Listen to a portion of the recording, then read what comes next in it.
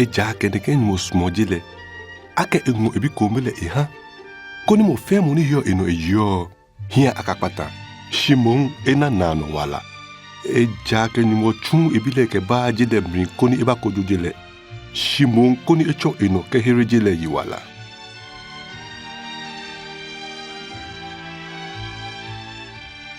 mene Yesu ya menfi akpe ha ake isenyeloi sani papa shelo edwe yo Kristo fue ahebo ke yeli shishije sanjin ahi shi be mrini sani papa shelo ekume yo sanjin kokome ahi alo sani kome no hi yegbe sroto ano energy sani ni jopo ye Lucas sani papa amri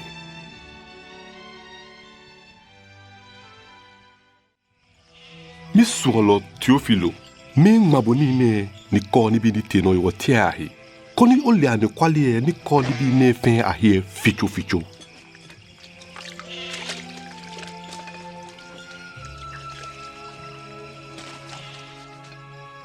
bemri ni kazero Augusto yo manche Roma ni erode yo lumo Judea ni mo chuba fo Gabriel ke ba obrayo froko ngoye Nazareth obrayo ne gbeji Maria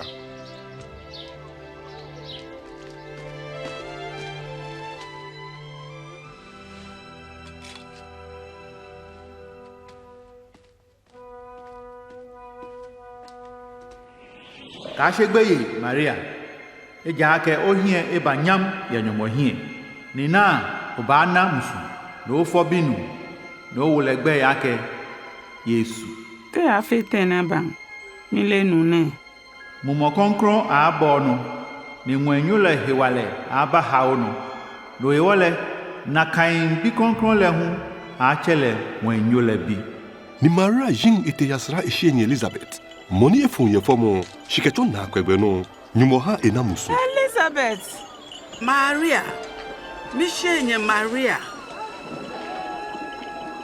ajo ye aten ya ajo omusun bie shina amno peni o ngamo gbe ye nto yan abifa o leke mfiri mo tu ya mi musun Mrs. Mama kan fonu nchole ni memo me frile ye nyongbo mi yura herelo le hewo eja ake kaje ngmene gbine no le yino efe abu mi aka moni ajole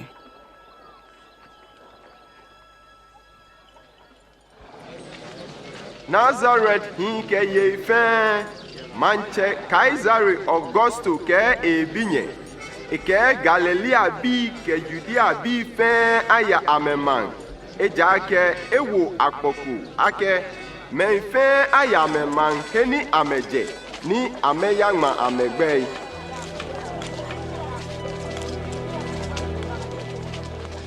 ni Joseph ke Maria joni eche ebate Bethlehem ya Judea koni anga amegbe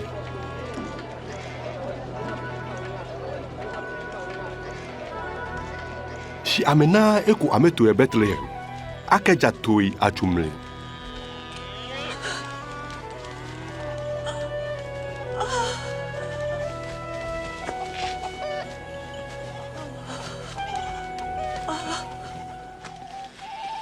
ni to kwala kume yengano e jeni anu ni amishikpe amembu ameto aenyon tuka nuncho abofo kuba damo amemase ni nuncho anunyang peke bole ame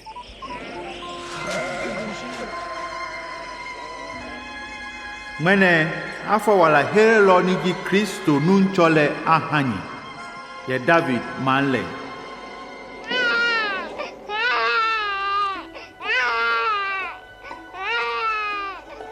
ni to kwalo eke uyayili te yakwe abifa ka kolui ani ni anomri ni ame krenken ame gbasani papa ni ko ponlo fomo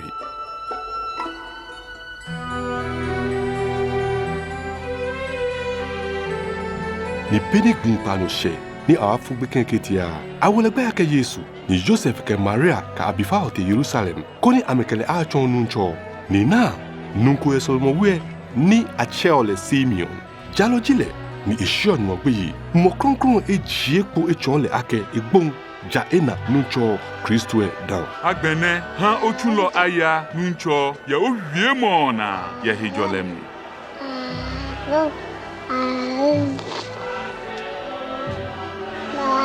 eja ke mi ngme ena o wala heremo nyongo ehala abifa ne nyongmo ajo ye fen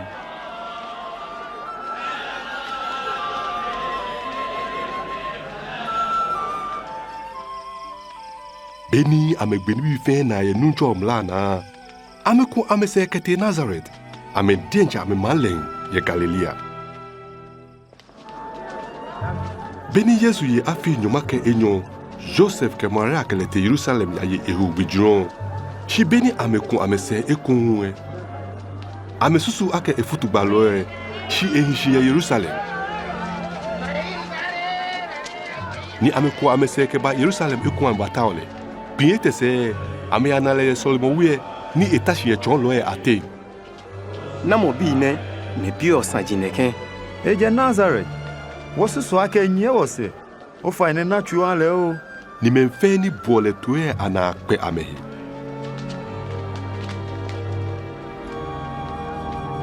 Mibi, mebo fe wona kan. Na, miko cheta ahun ka chuyeli. Meba nyetawo mi. Aninyeleke esaka mihio mitewele.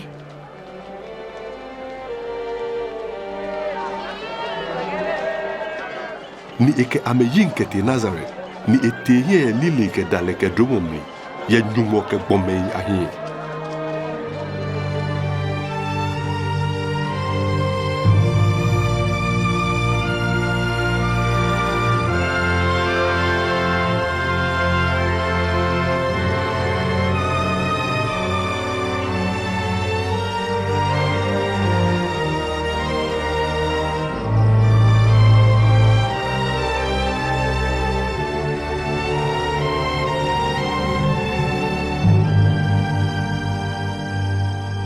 Kazareti bero manche yeli afiniji nyomake enumomri.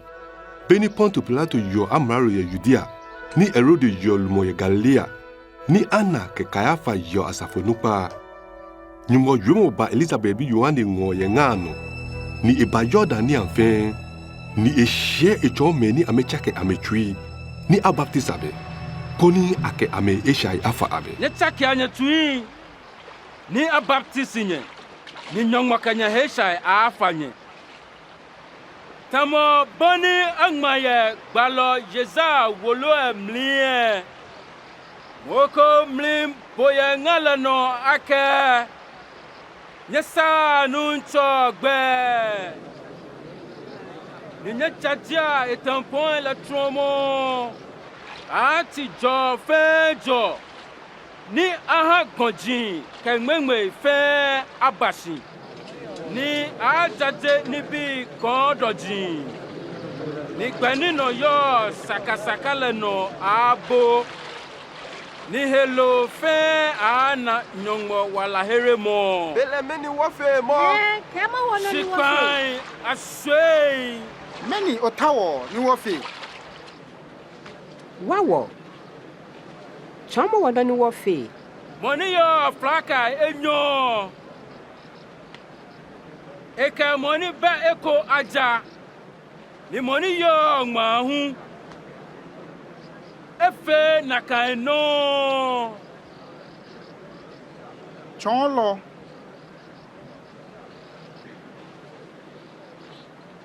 To hello ejiwo. Many wofi.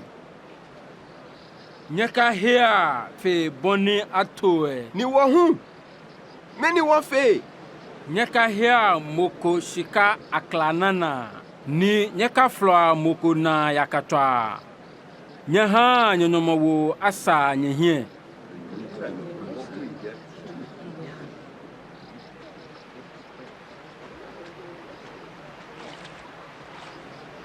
Kemo.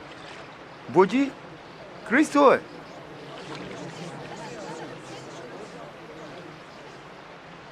Mie nu inke baptiso nye. Shimoko ni he wafe mi imba. Ni misa moni fenyo itukuta anakpa. Le eke mumo kron ke la a baptisi nye. Ehye esha chene ya eden. Ni ebe shikon ficho. Ni esa ngma na ewo ebongo e amlin. Shi tutule eke lani go a ashan.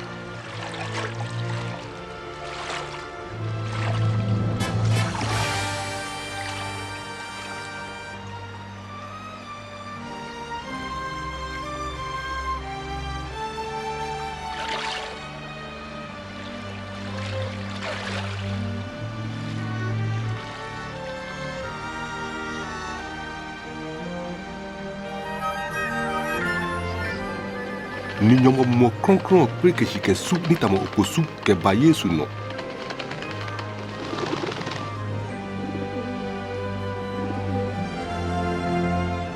ni gbe ko jamwenke po jimi so mo bi po o etui mi na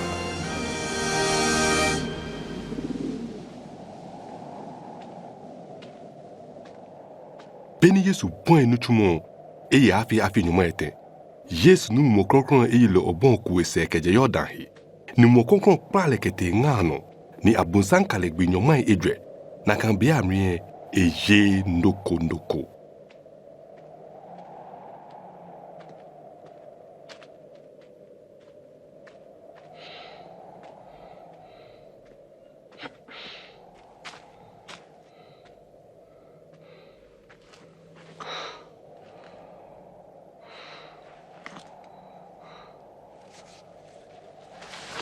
ni abunsan kele ake Kenya mo bidio fatene ne twa abolo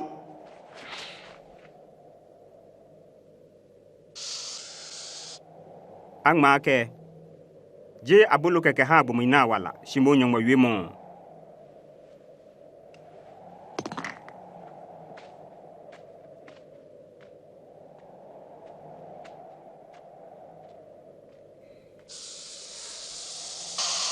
ni abunsan ngole kete gonkono ni ekejine manchele chonle himbe etwa bo nkene ke higbe na fe kanu nyame aha eja ake mi ake ha ni nke ha mo fia mo ni insumo no hiwo keji okun lasi ojamiye fia kwa achon no Angma ke nuncho nyongma oja ni lekeke o sumo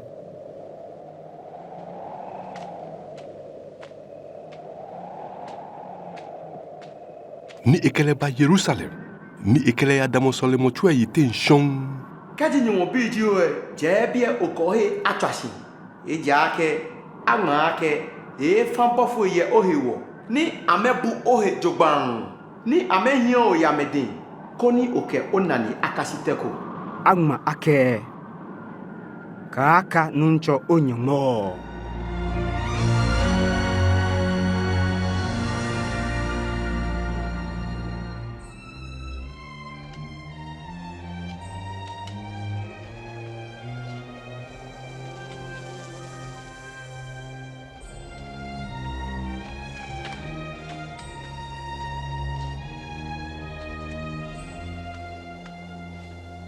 ni eba Nazareth heni aleleye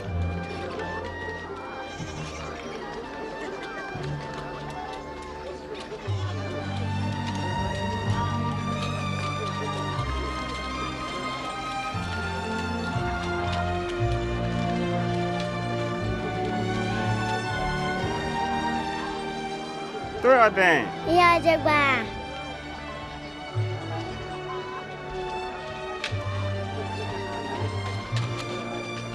ni ye he jomo gbe no etekpe ye tamoboni efofe mo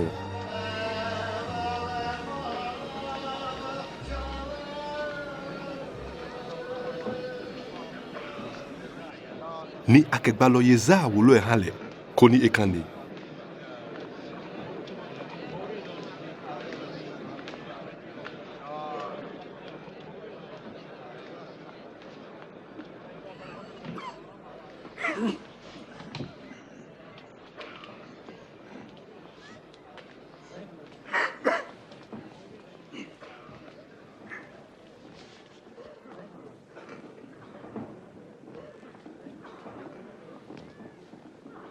nuncho mumo yenno eja aka efo mimu koni ma jaje sande papa ma chon hia foi echumi koni ma hye heyiri ma no miye ke nina mo hashu la foi koni ma ha agme me ni awa me yi ahe ni ma hye afiko ni sanuncho hie ni epon eme ewie jugban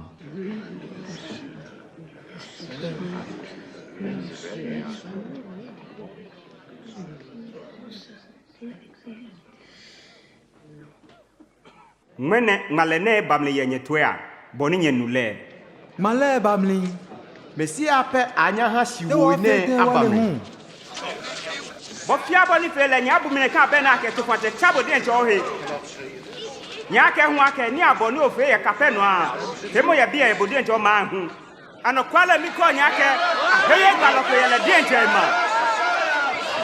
kecho yemo na no Yesu je shi aka leji Kristo mo ni mo ifolo mo ni ba kon ime shi yuda fu e mo no aka leji amekon lo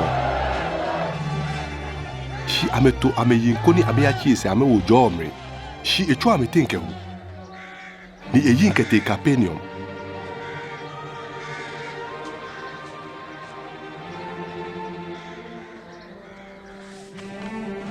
Galilea mankomri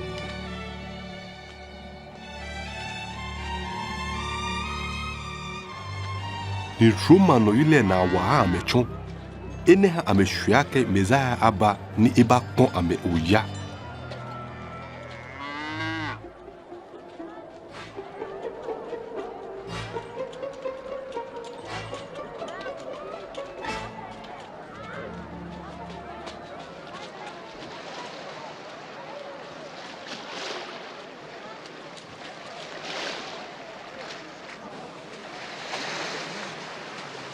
ejole ahanye ejola ha bogun Simon mami olele gbẹ̀kan Esin wo bi ane. Kawawie. Yesu yo mo to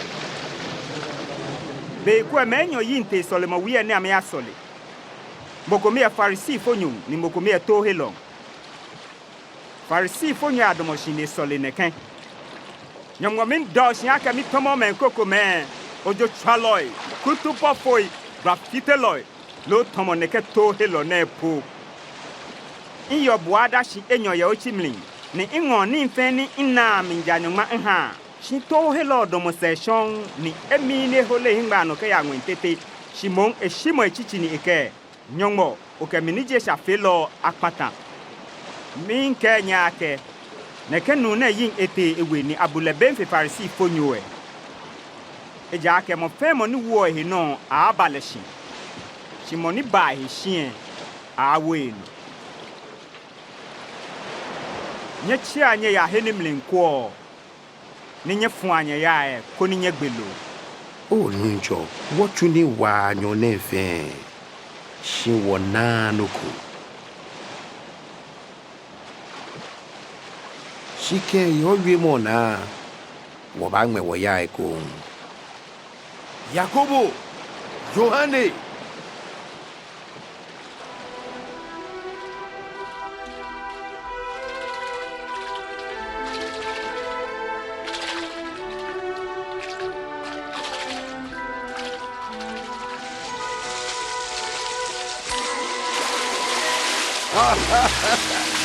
Hey, wo gbelo baba o Yakobo Yohane yekenyelele aba ndeba wawo Onye oba wala la yimo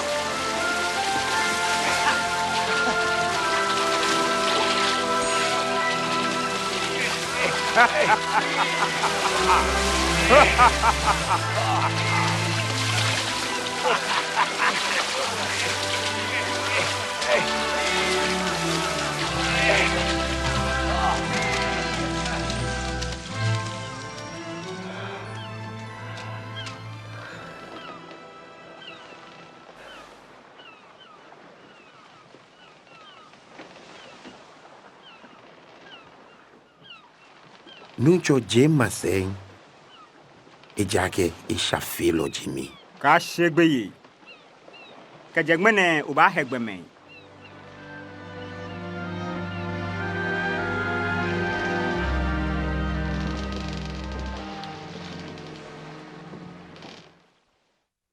ye fi atwe ni nye ba mingo nye bo atwe nye suma ya na wala nye ta Yehowa bemlini e ha anale nye chale bemlini ebenke hani mo fon akwa egbele ni no ja felo akwa edwemoile ne ku ese ka ba Yehowa ngo ni munsu a chon le ye ehewo ka ba wonyongole ngo shi e ka afale ahun e ja ke nya je ko kenyamo nya akpla nya ka je ko ye hijolemli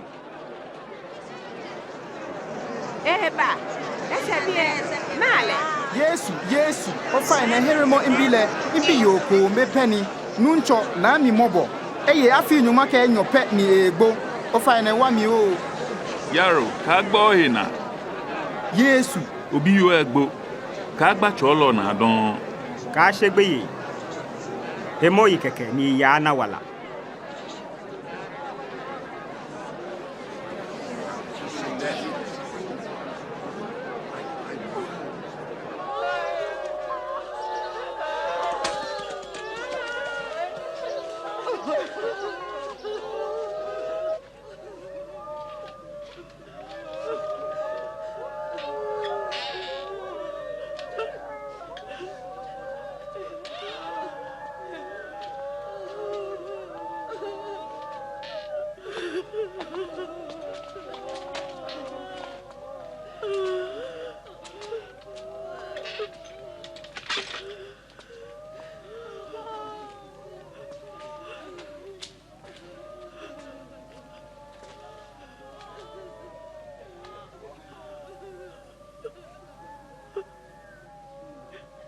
Nyeka foa.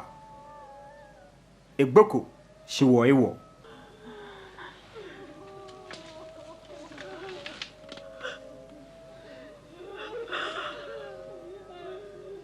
Bio. Teshin.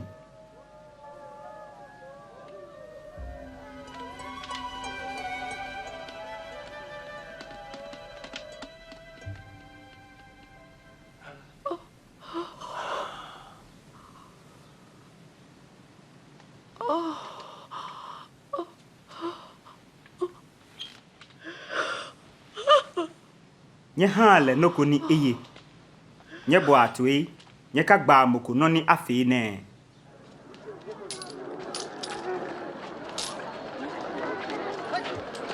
Ni ase ejipu. Ni anatoe loku ni achole Mateo Levi. Ni etatoe mohe to.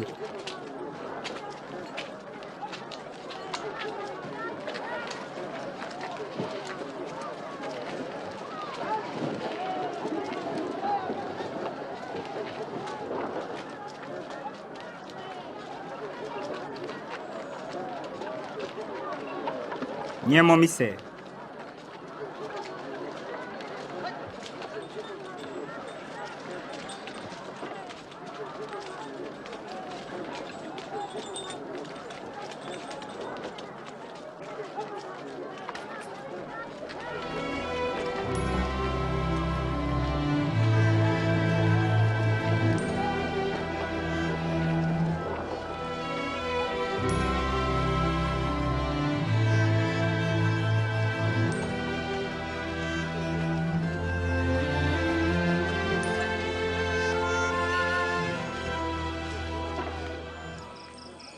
Ni Yesu jin ete sole moye gonkono.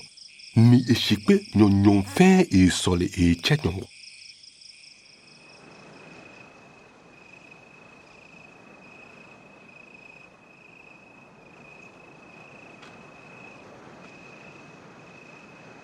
Ni beni jecherie e che e kasi loe ke ba engo. Ni e hala ameting nyomake enyo. Mehuni e che amepafuye. Simon, moni e wole Petro nwe.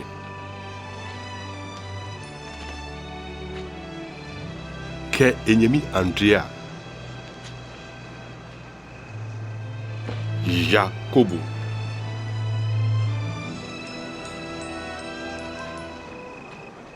Ke Johani.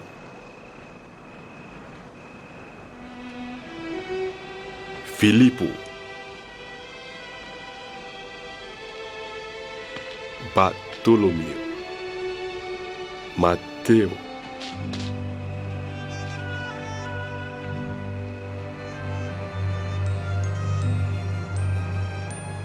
Ketoma, Jacobo, Alfeo Bile, Kesimo, Moni Achole Mahidolo, Ke Yuda, Yakobo Nyemie. Ke Judas Iscariot, Moni Chon Isegbe.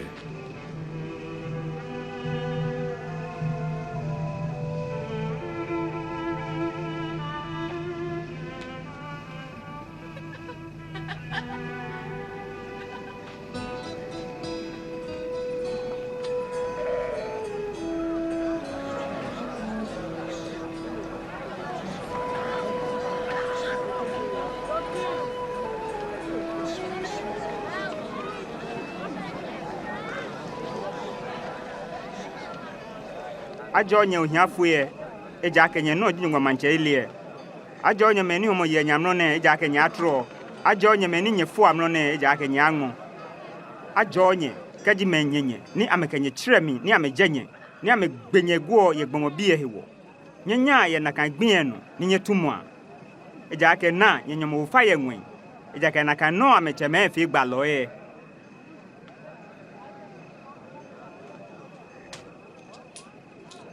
Nyuma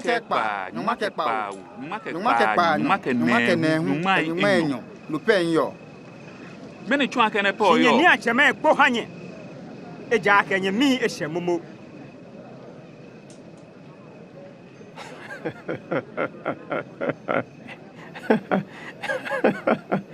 Iswoni nani eyesekepe.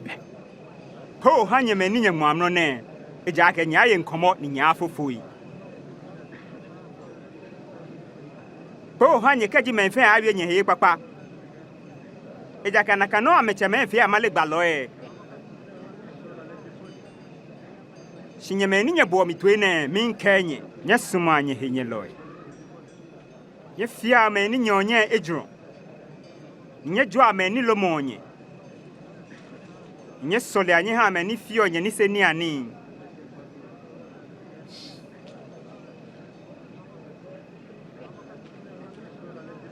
Moni agba oto eko memlie. Chon eko mi ehun hale.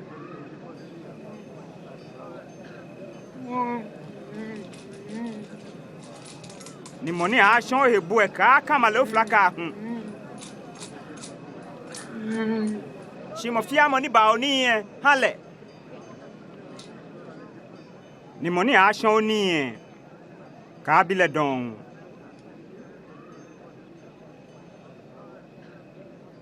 Ni boni nyeta wake me afia hanye nye fia na kanonye hame.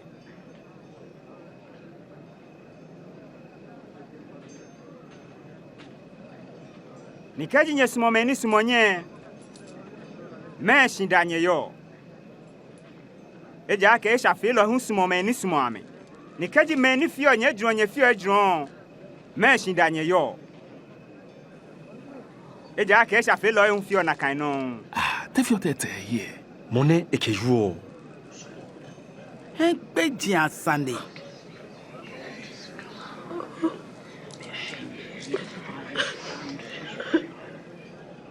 Mo nye smanye henye loy. Ni nye fia me ejron. Ni nye fa ni nye hie kan no kono don. Ni nye nyomo wafa. Ni nye achoma nwanyu abi. Shinlele emi hi trumui ke me fonji mfen. Nye na mobo. Tamobo ni nye che na mobo.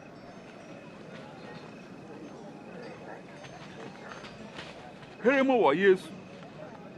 Nye ka kojwa, koni aka kojo nye. Nye ka bua fo. Koni aka bunye fo. Nye ka fa. Nye ka afa nye. Chama wogbe nuncho.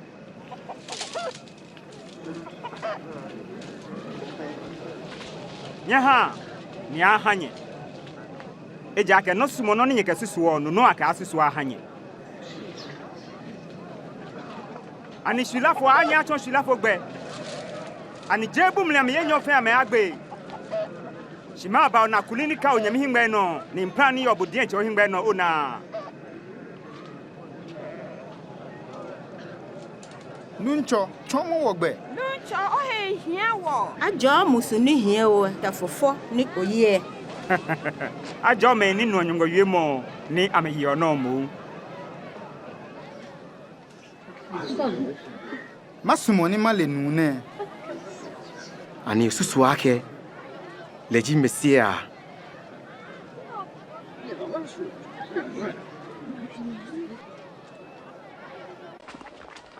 Farisifo nyo ne pe Yesu ni ikele ayaye ni Yesu te ehia yatashi ikele ye ni. Bi nye ba wote a. Nye nu wote je amhe na agba efen se bi papa eji ame. Mi le vie. Mi enle.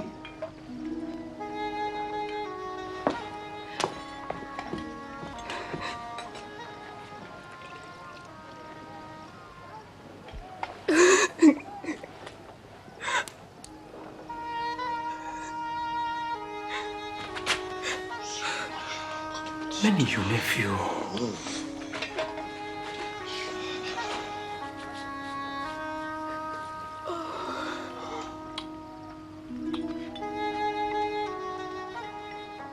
Eti nune balo papa ni nkun ile no yo nita ehie. Ake ishafi lo panaku jile. Simon le yone. Mi ba kebu saniku. Ni fli loko ye ni yo nyo jancheme enyo. Mokume yen le dinari yo hai enum ni mokume enyo mai enum. Shin ake ni ame benu ku ni ame ke awe wo eke ki ame yenyo fen. Ni wa mete na mo asmo le fi na nyo. Nsusu ake moni ike pi kele. Eja. Ona neke yone. Ni imbabote owine. Uha minu nke fo na jiahi. Shi yone ke ya fonu efo mina jiahi ni ke ichoi echumo. Mina hu osho. Ni mbane yone fo ko na jiahi shomo. Muhu okepa mi. Shineke yone eke mukengma ekpa na jiahi. No wo min ke o ake.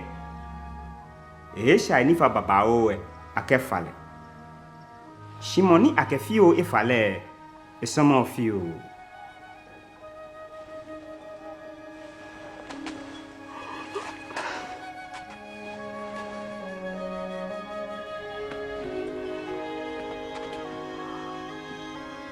Ake o isha efa. Oye mukayele hero iwala yaya hijolemle.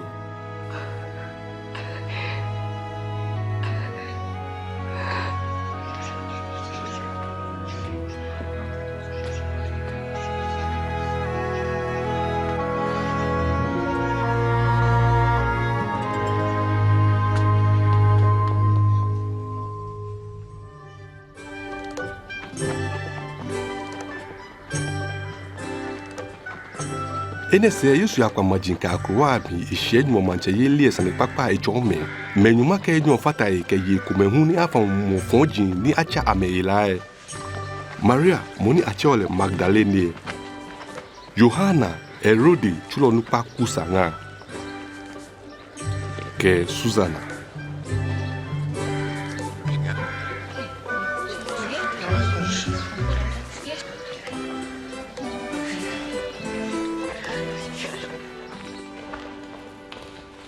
ni Herode Roma lumoni yo Galilea no ya mo Yohane Baptist lo ewochu eja ke eka ehie ye enyimi Filipo ngani e ashon ye edin e won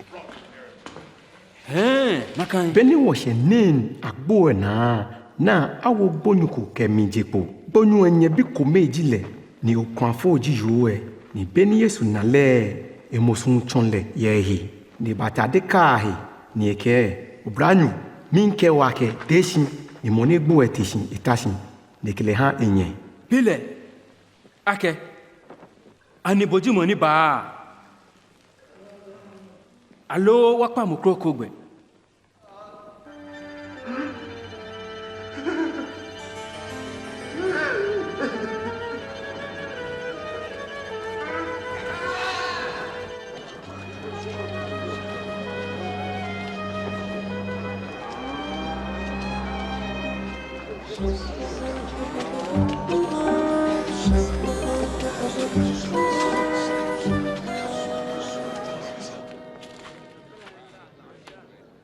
Nuncho.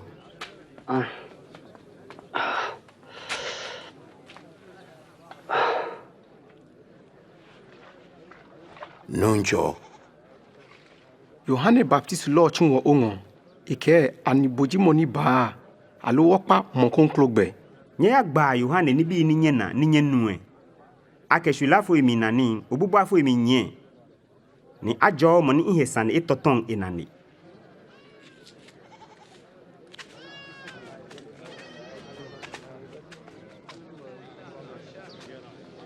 Ofa ile womi. Tankono. Ona la agbene.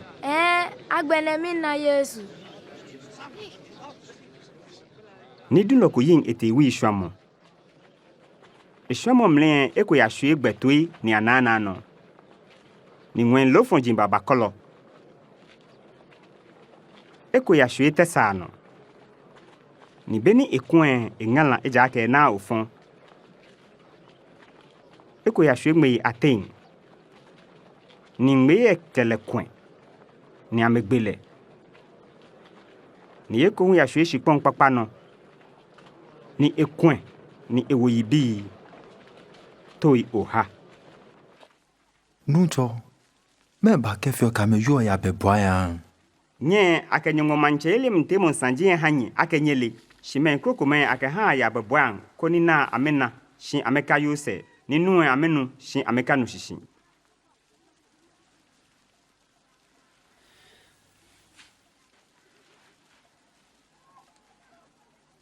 agbene abe shishi ne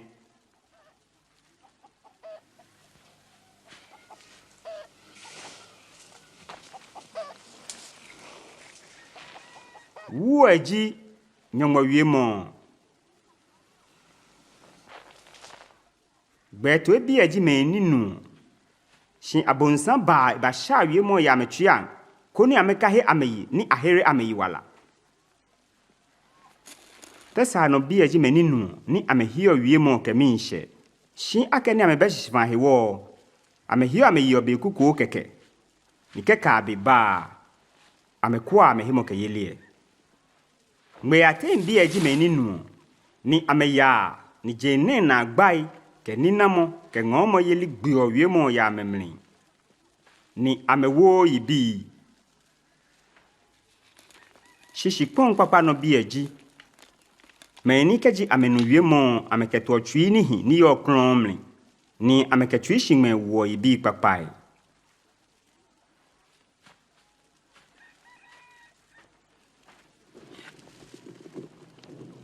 moko esu kandeni ike no hano alo ike masacho shishi shimon ike ma kande chuno koni meni botio shia anala eja ke nuko be ni akete ni ajempo ni asan nuko be ni abuno ni alen ni ejempo fan nye kwa ni ahia boni nye no wiemo lenye ha eja ke mofemo ni yo nuko e ahale shimoni bendo kwe a shono ni esusu ake eyo tetepo ye eden chonlo onye ka onye me damo agboena amentao amenao inye ka inye mi meji meni no nyongwa wiemo ni ameyono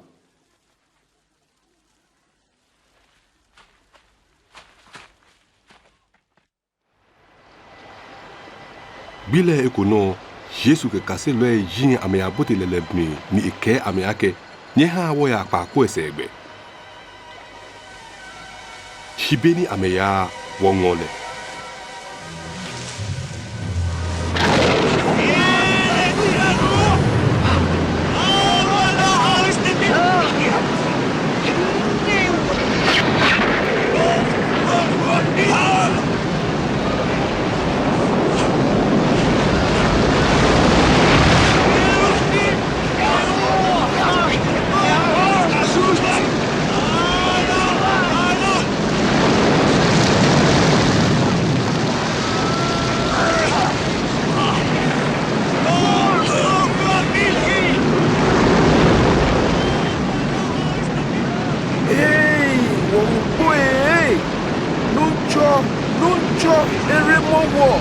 Yesu, nueyi lele mi opo ni wo hewo mi, deshi no herewo.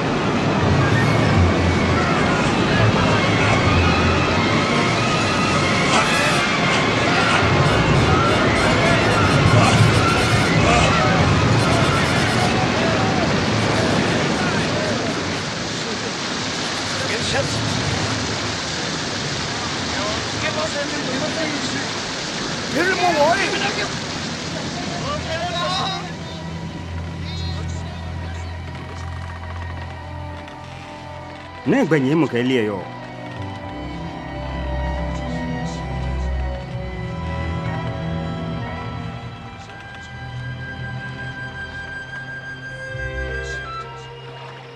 ni amebashe gerase bi a shipon ni yo Galilea ngle no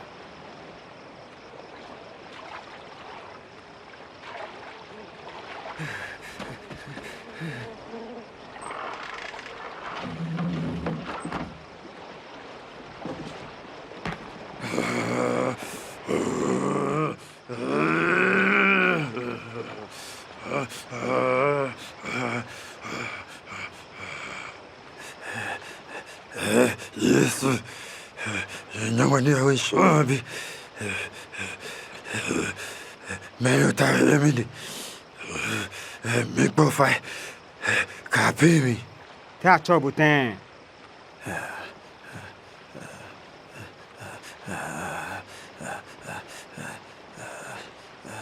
Asafu. No chong profile. Kewo akawo ye patamumri. Hawo buti. Protoi. Niyo Gemli.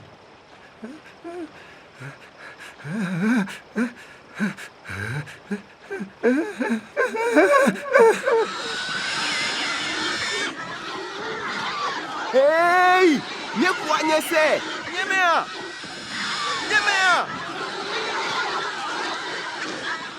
Ni mwofon jien jenu emri. Ni ame abote kulotoe ame.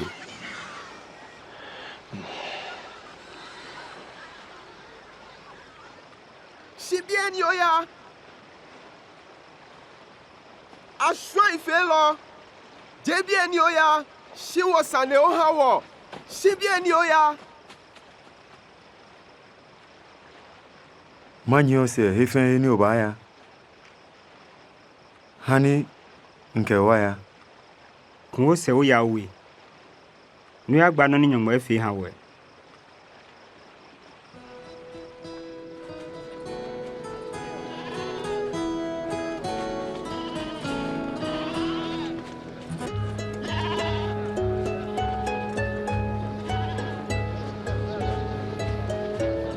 Ni Yesu ke ikase lo echi ame kete ekubane ye Bethsaida.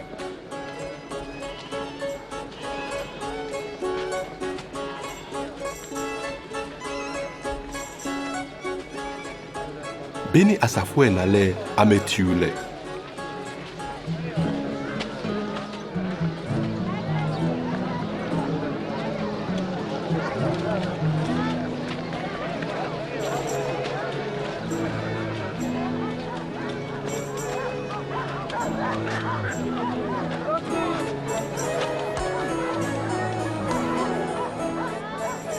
Beni jibwe namo Petro bakele ake.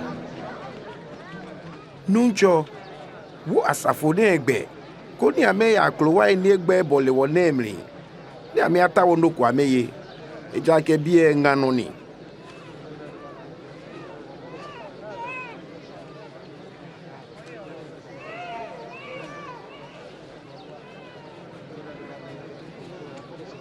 Nye denche nye ha me no kwa me ya. Wabeno kofi abolo enumokelo enyope.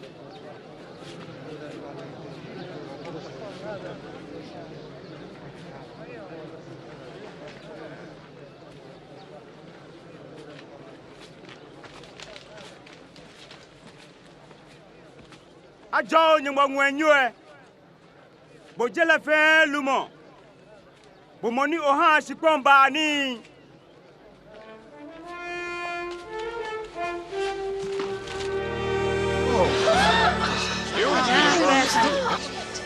Na pesa ni.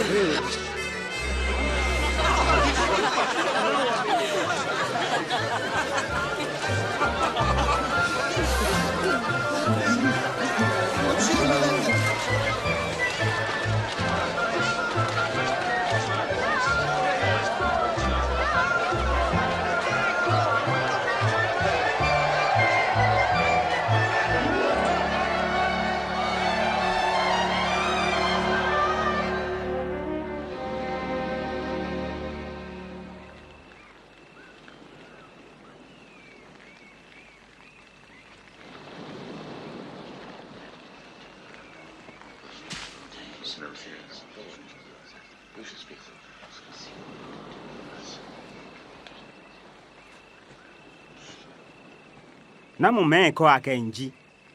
Meko meke Yohane Baptiste lo. Meko me hu ke Elia. Ni meko me hu ke ake ble magbalo eko etishin eko. Shinye. Namu nyeko akenji.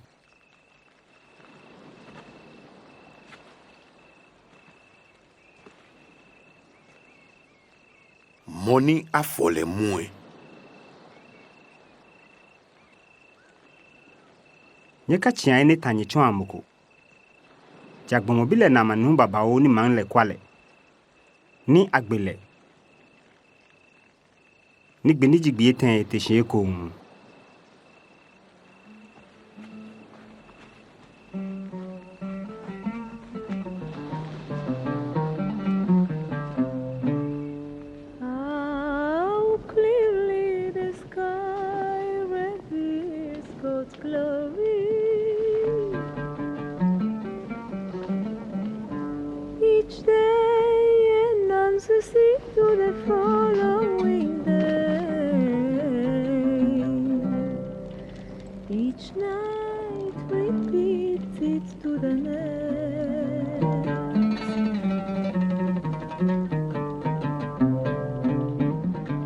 Aninyete moko kamibaya lo.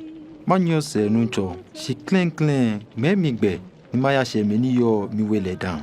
Monika ni ya monchi na koi mi ni ekunese kwese isa manche ilie. Kaji moko minsuma ake enyense ekwa ehi. Ni ewo esemochwe dagbe ni enyense. Eja ake mofemo ni suma ake ba suma ye lajele. Shimoni laje suma ye mihiwo ehere iwala. Eja ke mese gbomona kaji naji mo fen shi epatan susuma hi. Mo fen moni nke wi ma ifio le hengbele e. Le hu e afi gbomo bi le hengbele be ni e ba ye le denja no nyamni. Ke iche no ke bofu ikronkron anomni.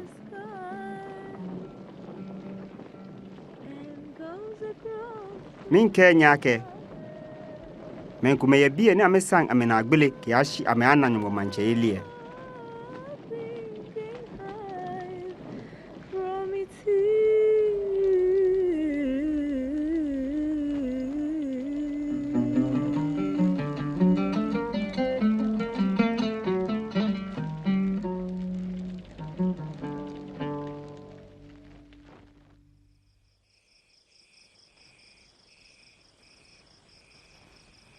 Ni Yesu ngo Yohane ke Yakubu ke Petru ni ikamete gonkono ni iasole.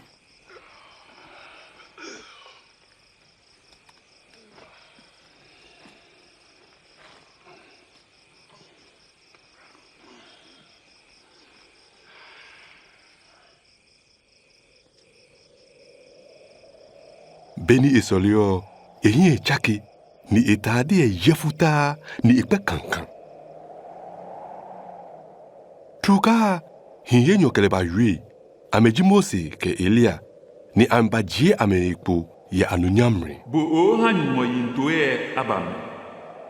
Jerusalem wa abuye.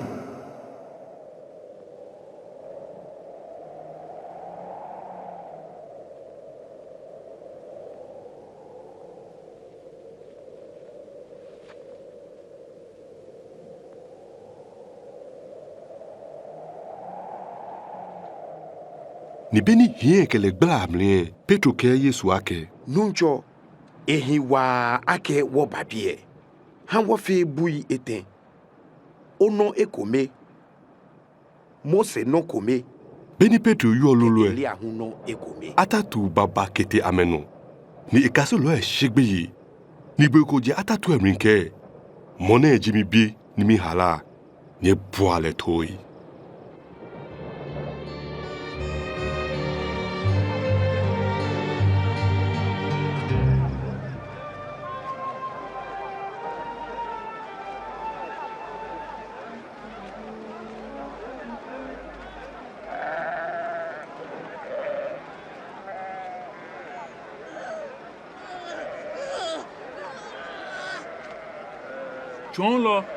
Chonlo, o fine, come on below hamio.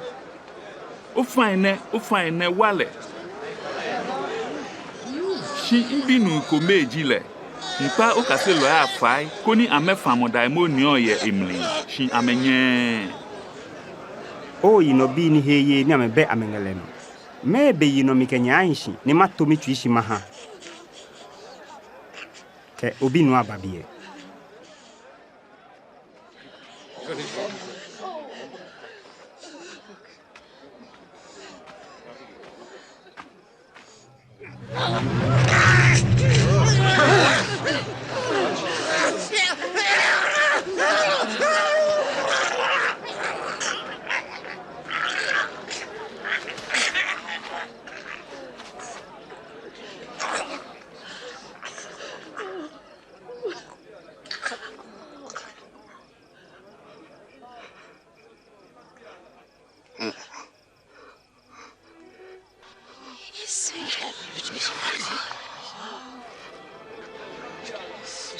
Ehi,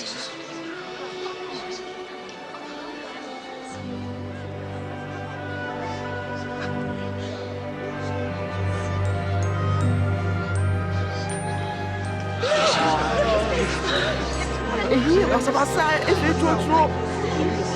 E na pe.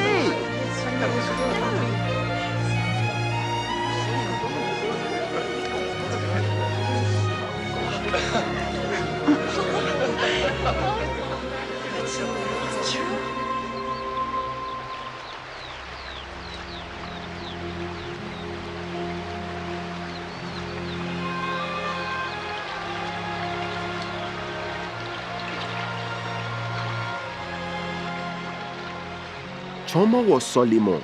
Tamo boni Yohane untwen kase lo e. Kenya min sole nye ka ake. Wache ni yo mwe. Ugbele hi achi. Umanje ili aba. Afi ino no smashipon tamo boni afio ye mwe. Hawa mwen wadagma. Ni oke waisha ila afawo. Tamo boni wake fame ni ton wo no.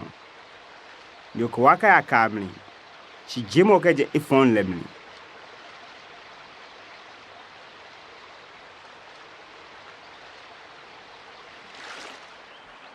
Nye bia ni ahanye. Nye tawa ni nyana. Nye shia ni agbele ahanye. Ejake mofumo ni bio eni ni shono. Ni monita wo ina ni monishio agbele ahale.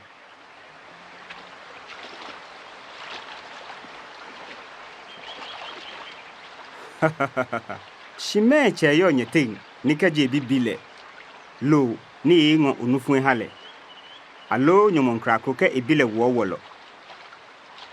Bele kaji nyameni nye jima infonji nye liboni nye fio nye hanye biye.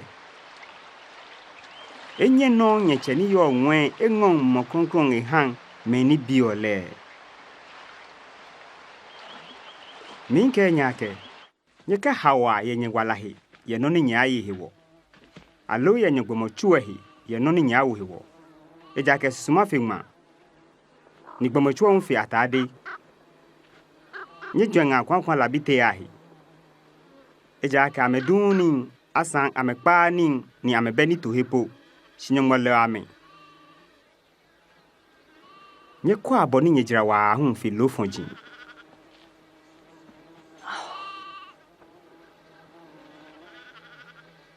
Shinyeti na moke yeye fimo. Anyacha ikele nani nitalo kume. Shikeji nyenye mlimbi biyo nye fiye. Meba nye na mo. Nye juanga fofoe. Ahe. Ame chekpang. Asang ame lo mama. Shiminke nyake salomo ke anu nyame fen eulato mame temo kume. Agbene keji. Joe ni yo nga nongmene ni wo ake wo flon nomle nyongba wula ne ken. Ani ewula nye ahunfi ame. Nye ni nye hemo ke yili fa. Fata mo wo hemo ke yili he. Ke nye hemo ke yili tomo sinapi wukuli nkwenye ake. Sika minuchune ake. Fa ke oshishifa ni oyama nsho. Ni ebo nye tuwe ahun.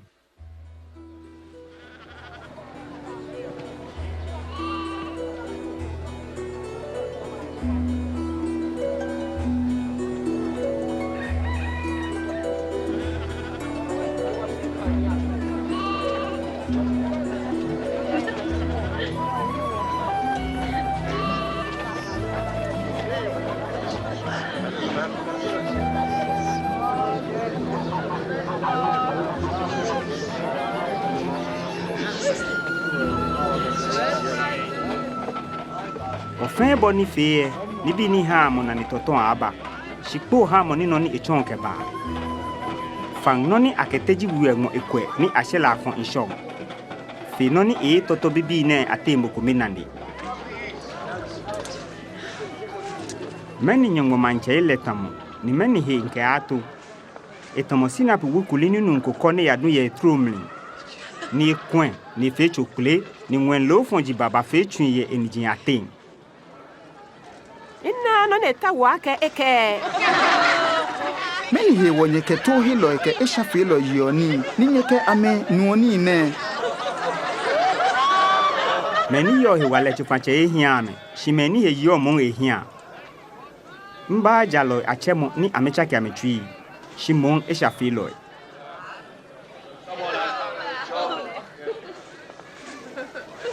Bawa manchayele hesane. Meni ekon eshwe. Ka shegbe ye kubibio. Eja aka nye che ye nye itwijun aka ye ngo manchayele hanye. Nye ho ani ni nye yo nye kefia ejun. Nye fia fotro ni chomo ememeji nye ha nye hi. Nye toa dwetri ni eta ye ngwe. Heni juloku benke ni omlege pe ni. Eja aka heni ye dwetri yo je nye twi hu ahi.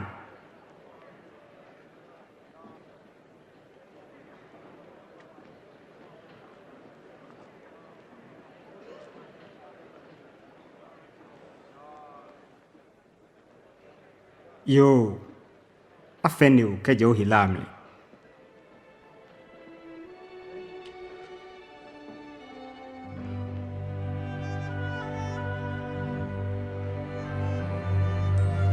Nyekwa na pesa ni. Ina chamo. Nyekwa. Achie nyongbo yi. Afi nyongma kepa nyofong. Nyongma jobo chonlo. Ye pa mi achuni ye. Nye ba hachamo lubiang. Chije hijomo gbiye.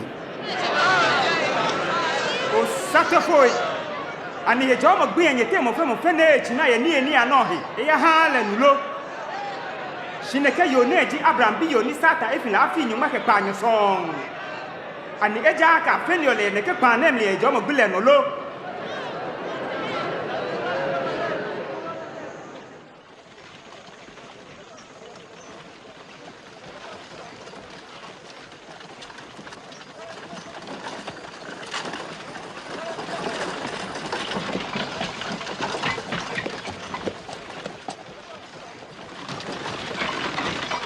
John Lok Papa, many ma fe, koni mana na no wala.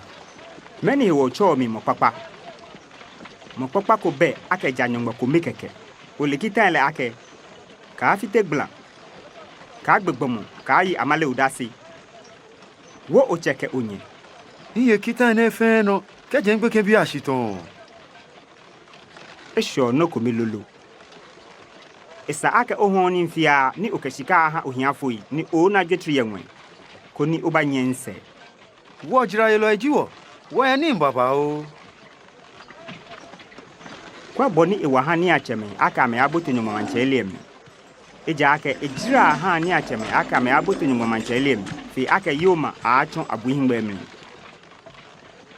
Na mo yiwala anya ere mo. Ni bi ni gbemenye afi nyongo nyon fio. Mebe poten ni nyoma manchele aba.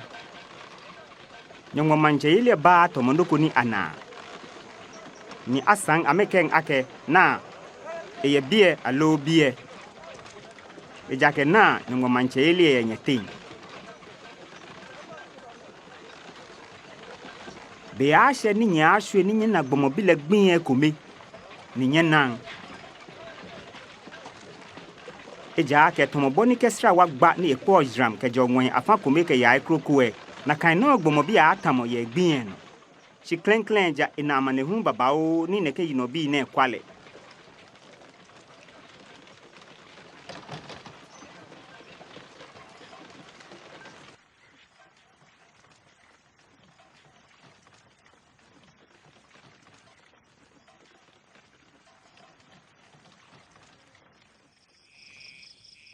Ajo hingme ni na ni bi ni nye na ne eja ke minke nyake. Balo ite manche pi tao ni amena ni nye na ne ni ameya na. Ni amenu ni nye no ne ni ameya nu. Meni wo fi. Meni angma ye mlamli. Te ochon shinten. Somo nuncho onyumole. Ke otwi fe, ko susu ma fe, ko nyemo fe, ko dwemu fe. Ko na nyu nton bonus mo wuden chohi. Eja, fe mo nakan ni oyi ana wala. Ni namoji inanyo. Je nakan asrafo ye. Ni Kaisari hu. nunko yinke je Jerusalem ke mi ya Jericho ni ya gbe ojochalo ate ni amekplo ya tade na mechwale ni na yinga mete chi bamle aka osofoku bachon na kan gbe no shibeni inalele igba afake ho ni na kan no levi nyoko hu gba afake ho beni esheje ni inale shi Samaria nyoko ni nye gbele no ba sheheni eyo ni beni inale emusun chonle ye ehe ni etengo e afose munke wan ehwe pila moyano ni efimono ni sa ewule itale denche ekolu no ni kelete gboya tohe ni yakwele ni jichere no beni eya eje dinaro enyo ha gboya tohe che ni kelake komole jugba ni no fe no ni o so ofitie kemi kumisemba mawo nyomo agbane me etene ate na mosusu ake echomo ni yagbe ojochwalo ate na anyu Manina le mabo. Bo ya no afina kano. Aha. Nya agbe ken bia ba mi ngo ni ka chia megbe. Eja aka me ni to mene ma no jinyongo manche ile. Anokwa mi ko nya ake. Ofe mo ni enwo nyomo manche ile to gbe ken ko e bote mi kra. Ofe mo ni heri ogbe ken fi o na ye mi gbe amne ehere mi. Ni mo ni heri o mi ehere o mo ni chumi. Eja ke moni jibi bi ofifen ye nyetin leji agbo fifen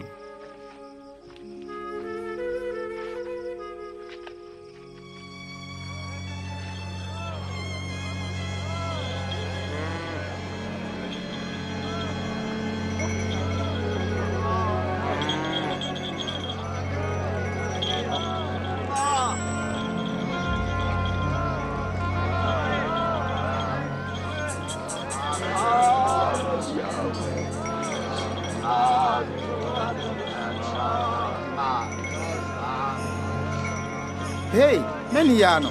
Meni eba. Yesu Nazri nyue nho.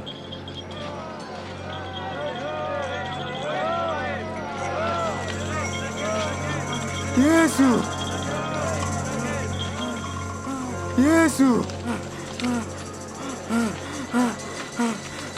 David bi nami mobo.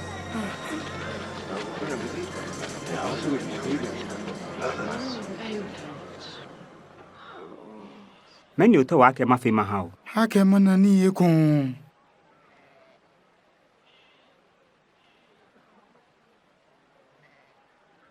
Nani? Oye mukayili echao. Mina ni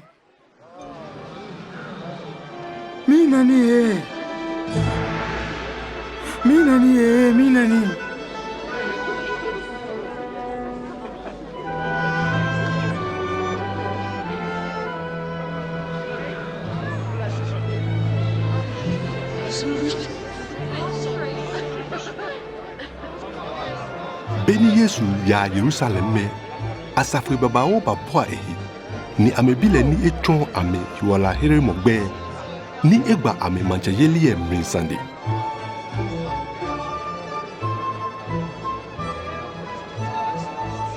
lele ake mune baloni binu joke binyungo here mo mi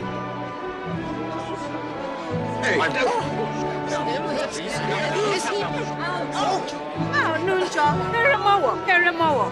Ajie nyomo yi. Chomo wa no palegbe nuncho. agbeni asafwe engono akele ji nuncho yeye rikue nunto eloko yeje ni achole zakeo akeni eta ena Yesu ewo e akochogo koni ena le jogba Preko wa Zakeo. Eja aka uye matumbene. Ishia. Shia, na wa suma ke mona shia. Te fete Zakio hule Yesu e.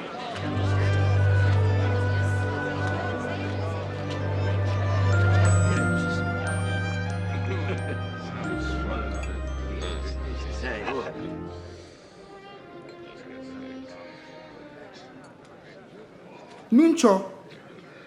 Na, mingo mini fama ki ohiafui. Ni kaji inke yaka na flomo eshon mokonoko ye eden. Min kuma boy toy edwe mahale.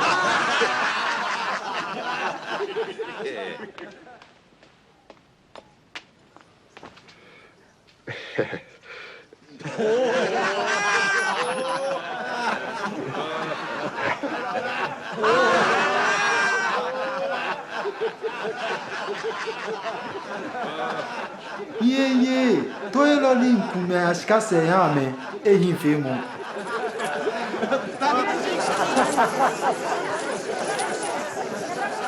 Mwene yiwala hare mwe basiane.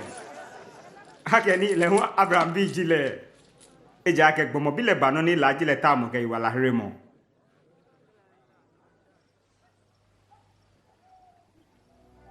Na. Omi ya Jerusalem. Ni agbe ni bi fe ni gbalo egma yegbomo bi ehie na. Eja ke ba jila oje maja bi adin. Ni aye hifeo. Ni afile ni se ni ani na afin la jan shwe hi. Ni ameke klibi aile ni ame agbele. Ni gbini ji eten. Ete shin eko hun.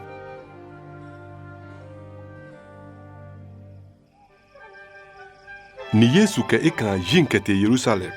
Ni echu ekase lo enyo ni ame ya ngote ji bikeba. Ni beni etano ke ya asafue nya ehi. Ni ame jenyu moyi. Ni ame wo Yesu manje. Ye na pe ni bi ni ame na ni efie hewo.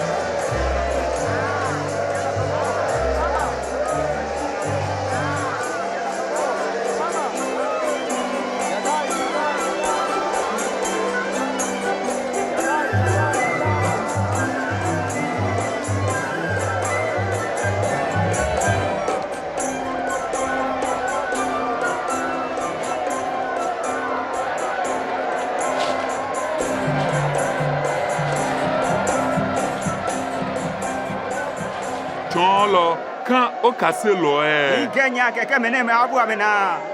Hey dede. Hablo. Echola ya mwen, ando nyam ya mwen flo.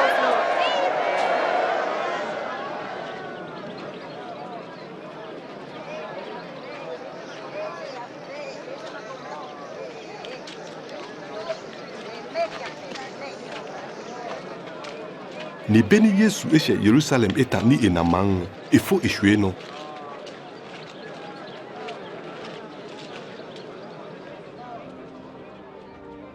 Ni eke.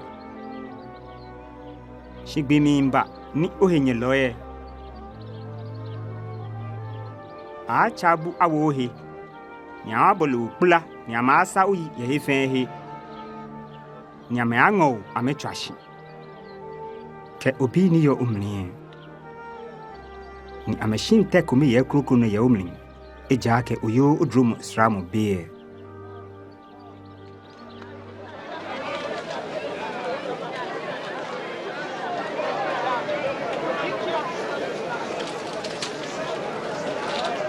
Ni ameke Jerusalem solemo we konkon chon Israeli he mo fejamo he.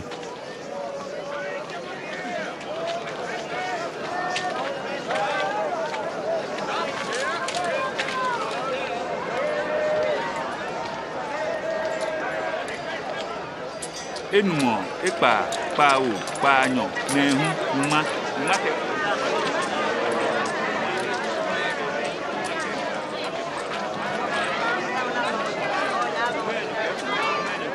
Menyo ke eten, menyo ke ege, menyo ke ege.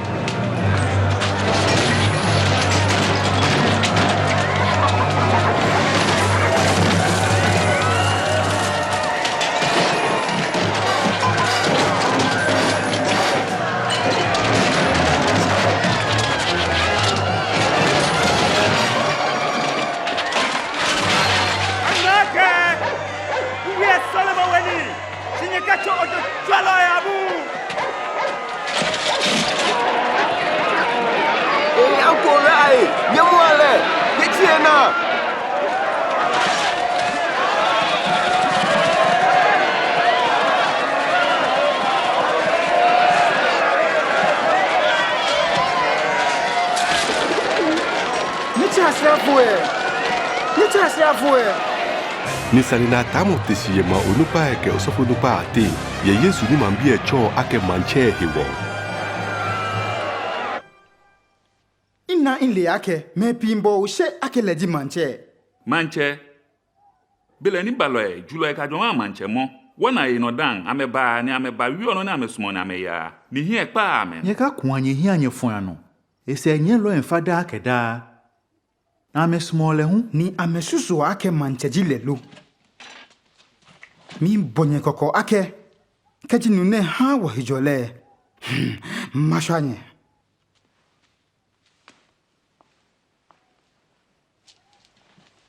Ekuwe inoja. Sake wati jwa u Galilea nyone. Ni beke bene Yesu yo shio wolo malo ke farisi fue ake ameye mlai ni amedien cha amechon.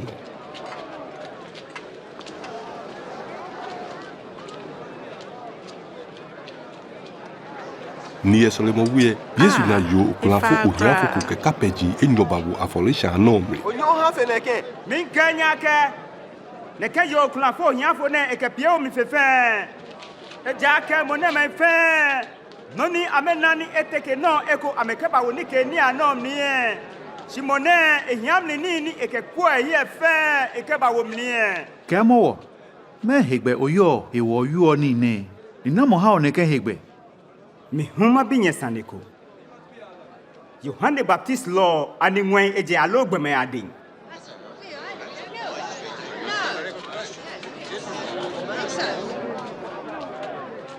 Men wakele. Kaji woke eje ngwenle. Yeke meba. Ninye he Yohane nye ye mo. Kwe, ke wake jigbe made. Ma fe hachura wote. Eja ka me no mima ake Yohane gbaloni. Wole he ni eje.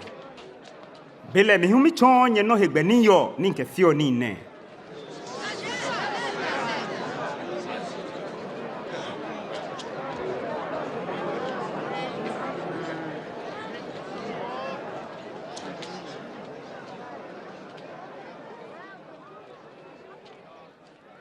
Nunko fe wentrum ni ikeha okwafoi apayili ni ete manse ni ache ahun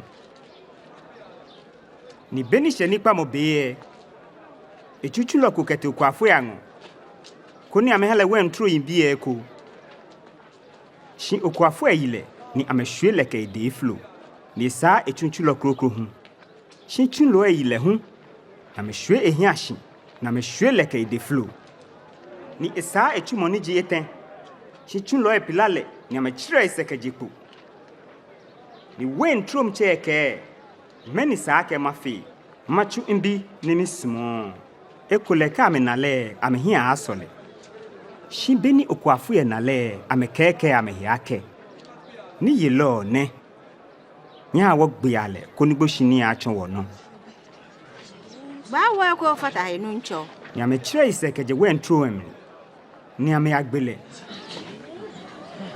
mi wo meni wen trom che afi ne kan kwafo ine e bak pata ne kan kwafo na hin ni ke wen trom a men krokro men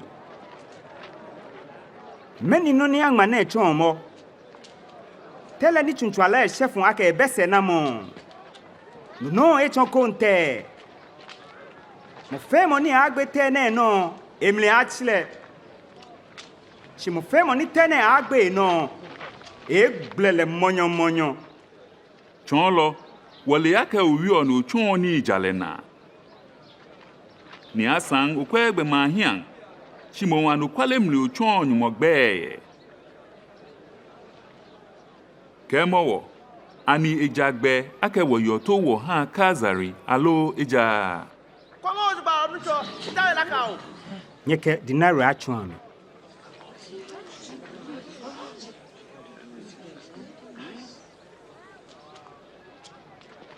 Namo mfonri kegbe yo no. Kaisari. Bele nyeke Kaisari. Ning aha Kaisari. Ninyeke nyongo. Ning aha nyongo. Na chomo yo.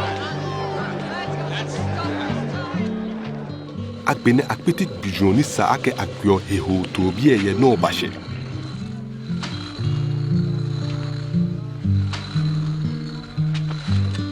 Ni Yesu chu Petro ke Yohane ni ke nye janya sa eho nie nye toawo.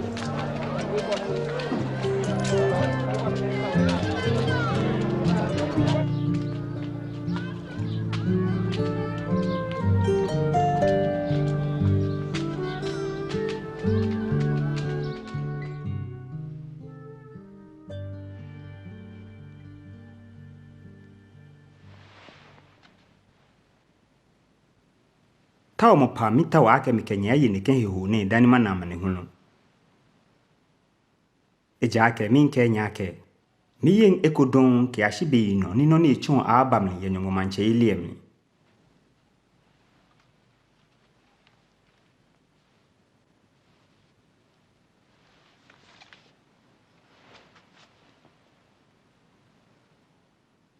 ajobu nuncho wonyongo manche ni yo ni mfia no ni yo ha wencho ba ni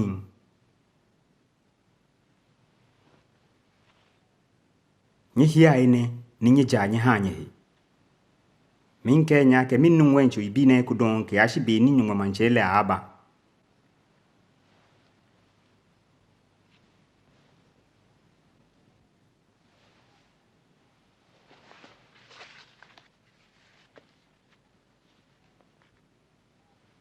ajobu nuncho wonyongo manche ni yo ni mfia no ni yo ha shipon ba ni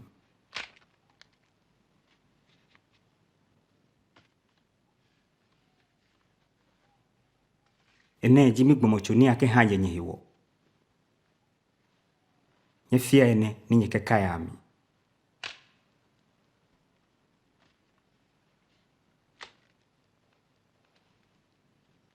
neke kplu ne jikpamo heye yamila ni ake shuishi aha nyehi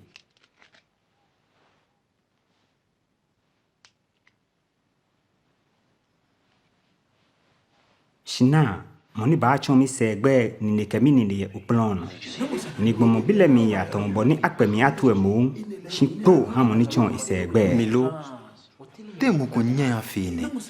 Nuncho, namoni. Namo ba chon segbe.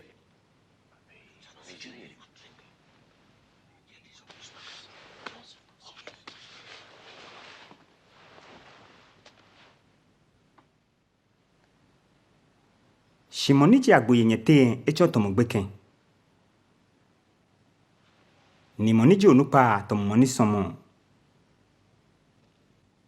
eja kete moni fe mohun moni ta oplon he alo moni somo ani je moni ta oplon he shimile mi yenyete ake moni somo shinyaji meni kemi ihinshi mi kaya amri ni nyahuminto manche ili mahanye kama boni miche etwe hamie koni nyeye ni nyenu yami plon ya manche ili emni ni nyatra seyano ni nyakojo Israel akuchi nyumake enyo Be segbe chon loko be. Simon na Satan ena ohegbe koni esha nyi abone femlin tamongma shimile mi pafa mi hao koni ohe mo kaila kata ni bohun ke opale wo onyemi mehi wale Nuncho, mi sami hemito, ni ke chuno. Gbele mi o, nke wate. Petro mi nke wake mwene wonan agbe ni ocho shieten ake olemi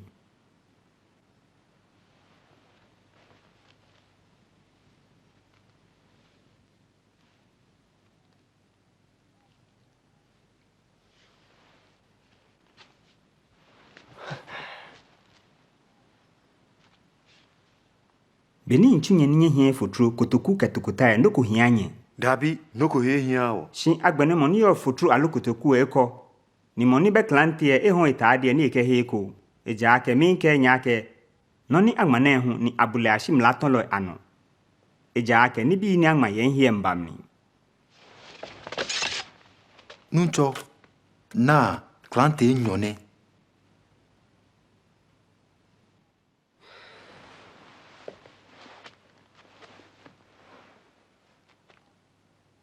Enefa. Ni asafo acheme yakpe. Ni ame kpangbeno ni ame achon ame ke je Yesu ya amete. Ni abonsan ya bote Yuda Iscariot. Me nyoma ke enyo ate mokomemne. Ni eke mang onupa ete Yesu yino apam. Ni Yesu shi Jerusalem kete mugono e asole.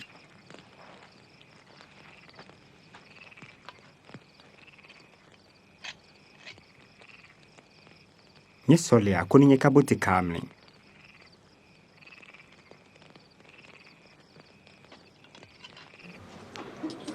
Ni Juda Iscariot jie Yesu eha yeshika dwete kuji nyomai etepe hiwo. Ni beni Yesu na ake egbele mble jwa keha adesan ahe esha efa esha etan ete eya soli.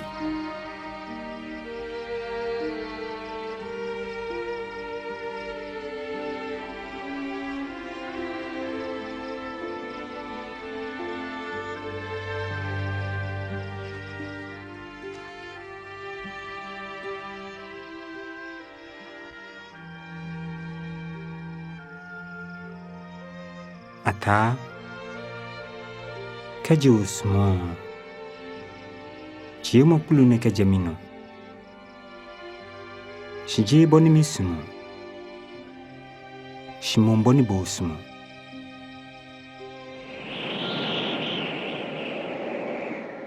Ni bofoko jengwemba jie ebo echonle ni evole hiwale. Ni ehe la chachon tamola kulibi ni cherio shuyoshi.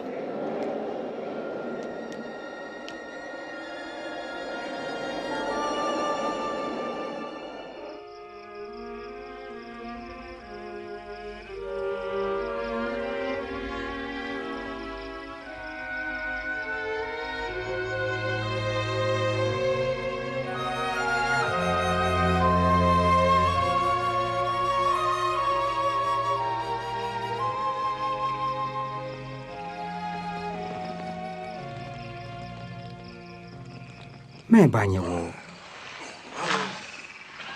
yetiashi nye solia koni nye kabote kamli.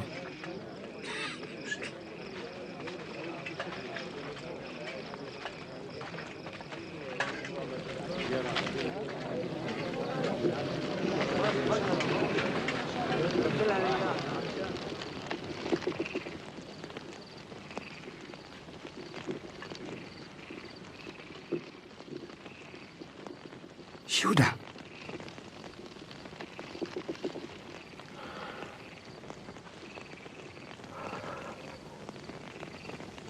Oh, okay, now choma mi chombo mobile segbe. Nuncho, obamo kantelo.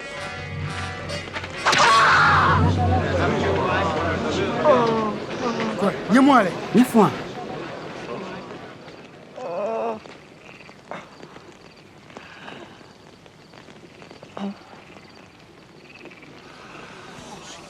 Nakweni. Ingonye jepoke ba ke klante ke potito mabawi longune. Da ni mi kenye yo solmo wele. Ni tanhi. Shinyemle chwa ishe. Ke dung hi wale hun.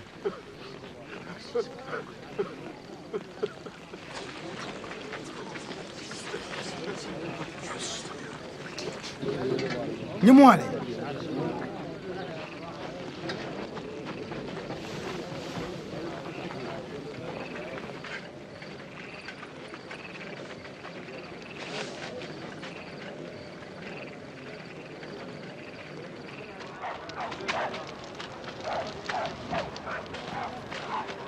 Nye bua hejo bang. Ni asrafo ekelete kujumo hie ni ameye fel ake Juda fu amanche ne. Na manchata de.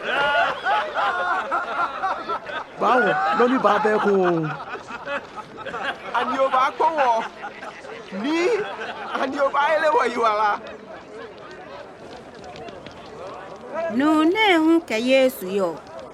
Awo lele. Ekele nyo.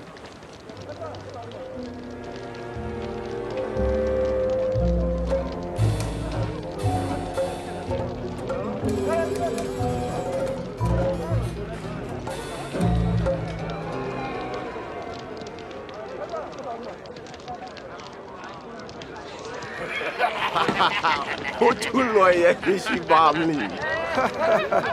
Ona fu, kwa kenye fono.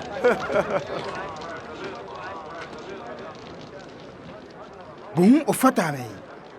Ata mfatame.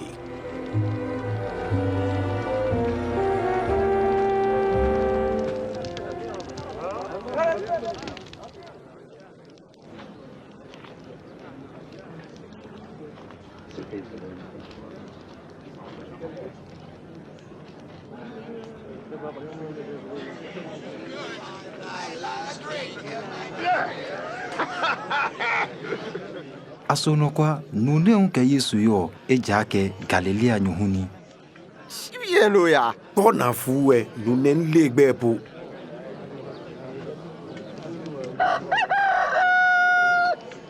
Ni Yesu chon ehe ni ekwa Petro. Ni Petro kai nu cho yue mwe ni ekele ake. Mene wonan agbe ni o paye nse shi eten ake ulemi.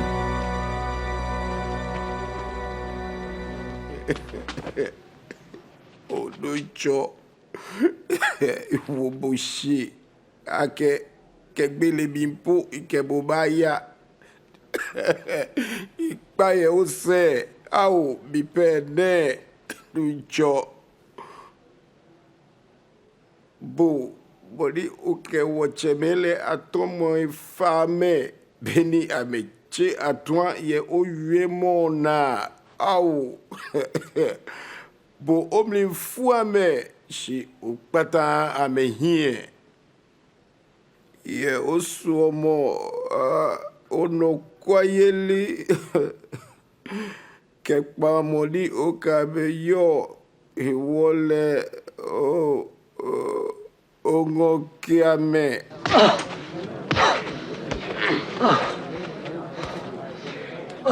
awo yibo e ba na mo ba yibo e kun Nyefwa. Inka nyefwa. Nyakala ba kwa sho hie. Kite.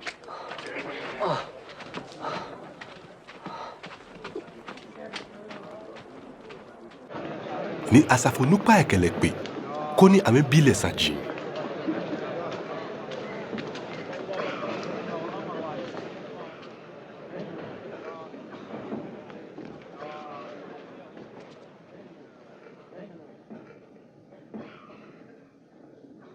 Kemowo ani boji mesaya Kajimi kenye. Nyehenye yen. Nikesa ni kumibinye hu nyehang mihito.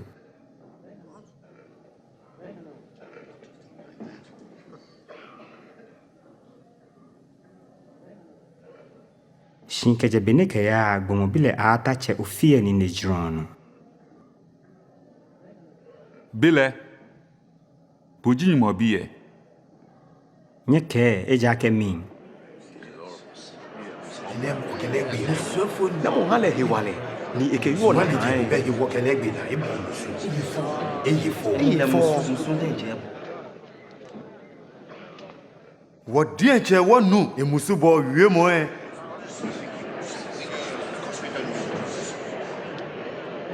Wakele ba platu mo. Dekalaya.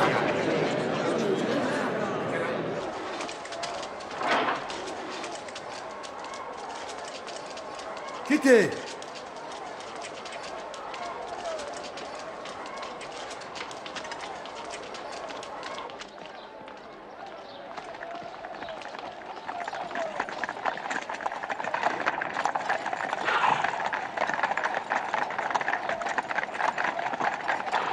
Ni akele ha Ponto Pilato. Jiwalo fefe ye Roman lume ate. Moni ha egbe ni ase men akpei abo. Mene nyetawo ye bie. Lebi mankwane. Wo monu ne ni ewo mayi. Ewo manlen hri.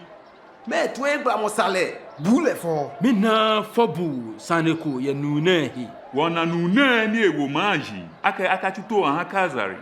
Ni ko hu ake eleji mezaya. Kemanche hu. Manche. Ani bolji yuda fo manche. Okay. e boy ni bi ne keje Galilea ne ke ba she bie ne hu Je Galilea. Nune Galilea nyo. Kenaka Wokela Herode. Be ye Jerusalem. Nyakela ha Herode.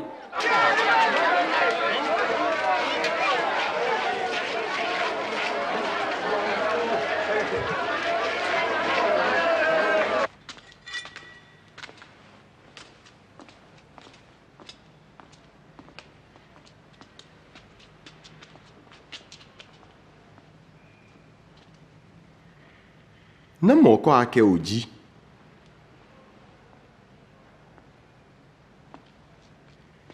Ni na meji o kase lo e.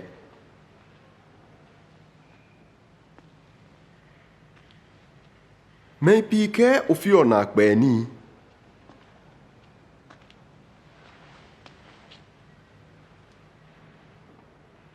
Femo o ha mi makwe. Inu ncho ewo me ayi ni echo ehia ke manche hu. Nune manche.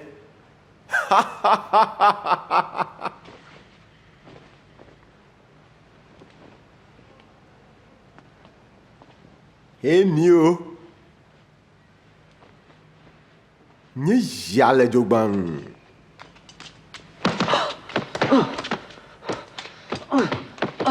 Nyekela ya ha Pilato. Ekpupa ya no ne.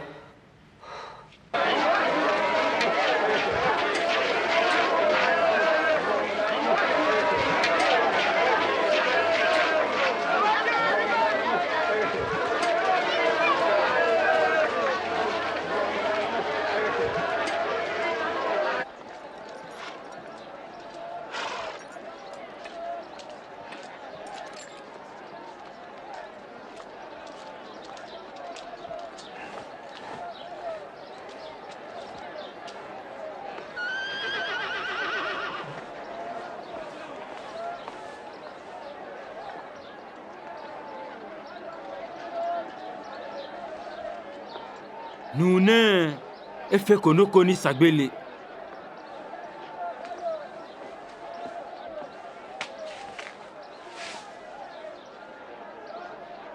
Nohewo maha ajile ni mangme ehe. Esaake ongo mokomehe ohawo gbejrone. Memo barabahe ohawo. Baraba. Oke mone aya. Memo barabahe ohawo.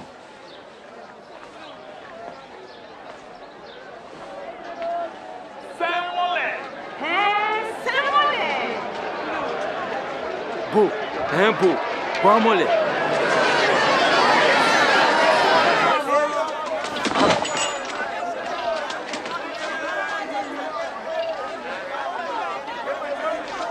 Meni omo Pilato.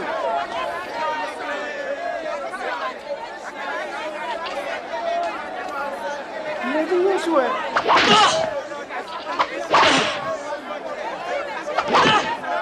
Me wonye kwa na kai.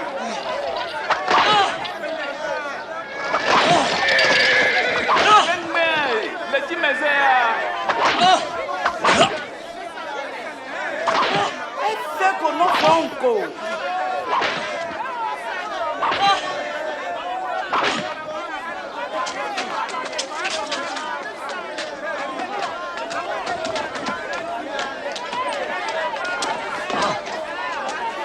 Nyawen. Nohewo Pilato bu Yesu bele fo ni eme Baraba.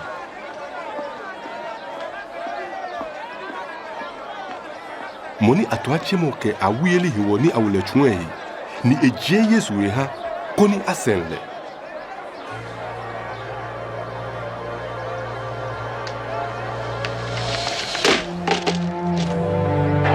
Ayase, kwaka benkele, nichi anyehi. Kwaka benkele, ayase, nichi aben. Unchi ohe, jeje, ayase, ike jase, jebeno, yase, teshi, ike teshi.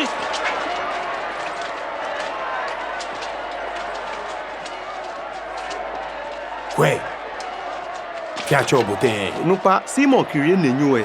Abie. Fo paye.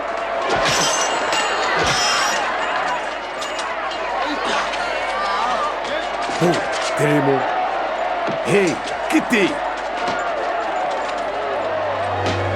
Ayase. Chiohe.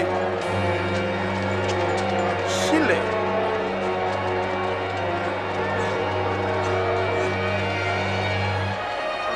Kite. Yejiagben.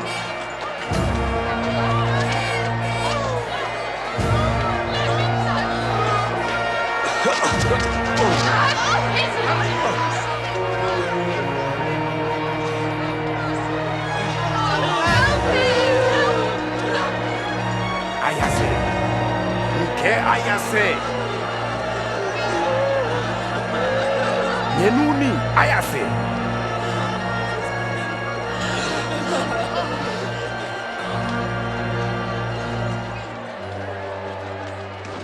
Nuncho, woman phone nuncho. No fio. Oh. Nuncho, no fio. Yerusalem bi. Yeka fua yewo. Shimonye fua nyekenye jenji nye biya hewo. Eja keke chogmon afio ene. Chogbien te afileten. Au, nyongwa ya bwa. Waba sale wa hao.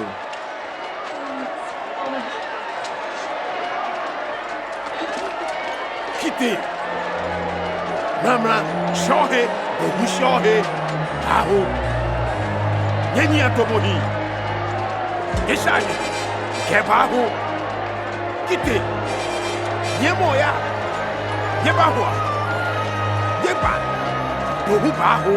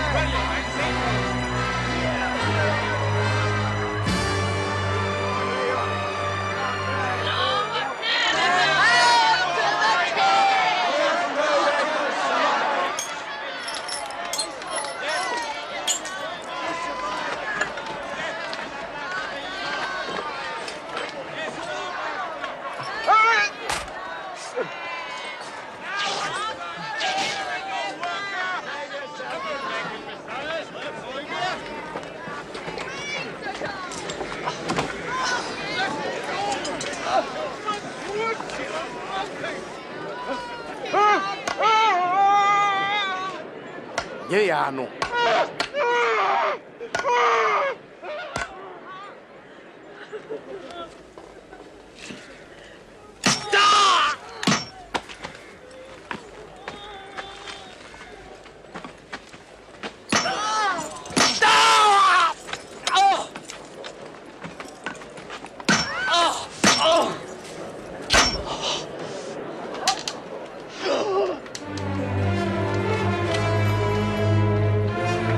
Yewu asemo jueno.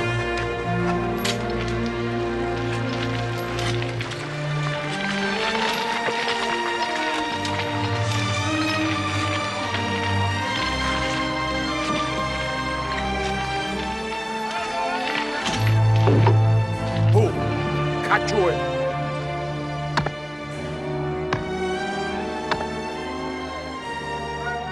Agbalagba jiye.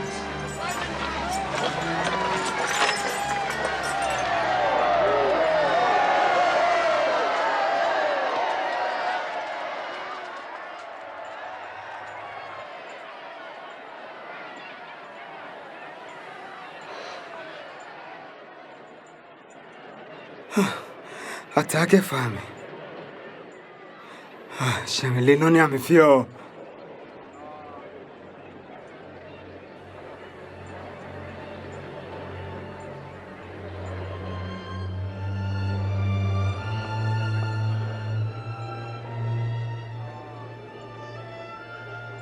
Hero me kokome. Hero denche wala wokwe. Here mohe. Kaboji mezaya. Jesa mochuano. Oyishi. Temo na peni ako wokwe.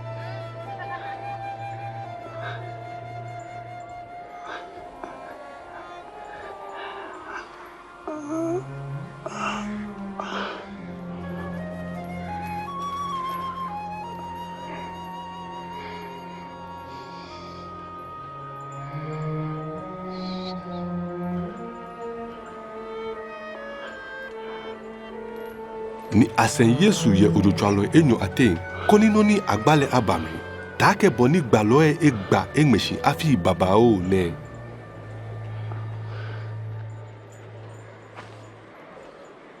Kwe enele je atale floni.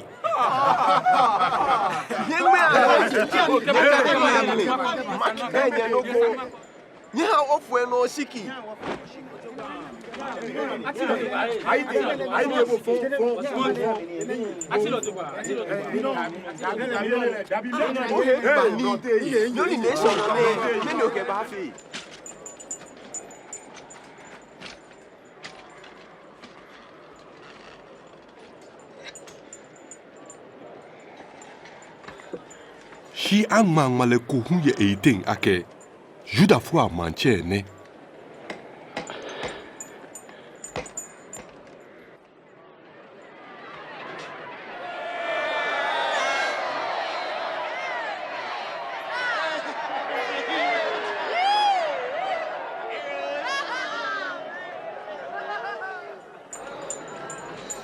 Ke boji yuda fwa manche here mohe.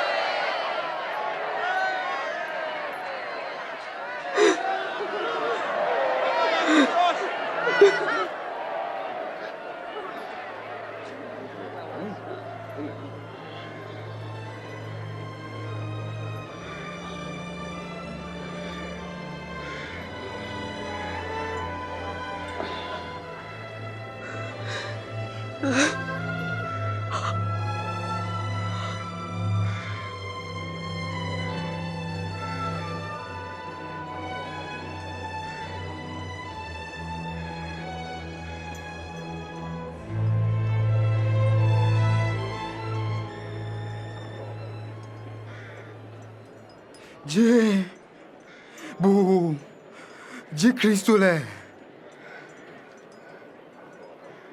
Je mo. Boden che ohe. Ke wo hun. O she nyumo gbeye. Wo no le sawo. Shilele efe konoko.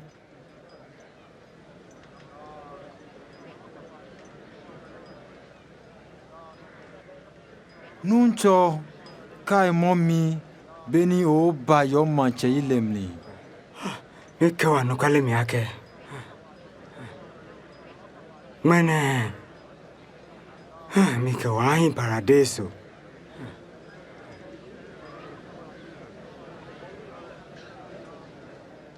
Agbene afe shonde mle nyoma ke enyomlie dung boye chipon no fe ke ashikbe ke meji etemle.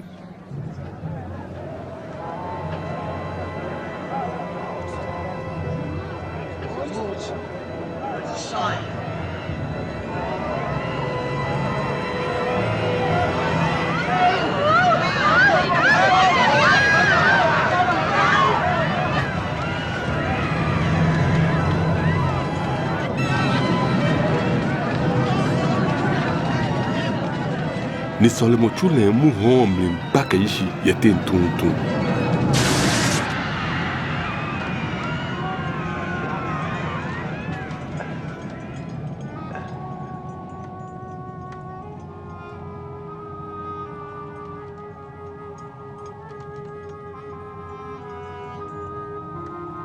Ata.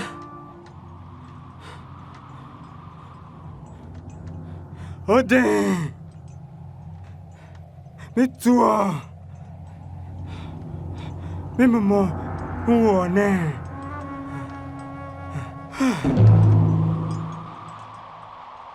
Shipeni asrafo ache nanoni afie ewu nyumohie nyam eke.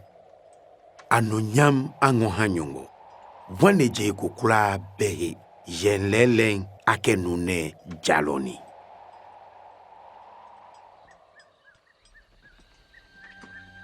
Nina nunkoyeni achole Yosef niji akwa ashonyu ejigbon kwakwa kejalo eje Arimatia lele ekplen ame yuntue le eyi ete Pilato ngon ni e abigbe kuni e afu Yesu bonwe dani hejo mo gbin ashe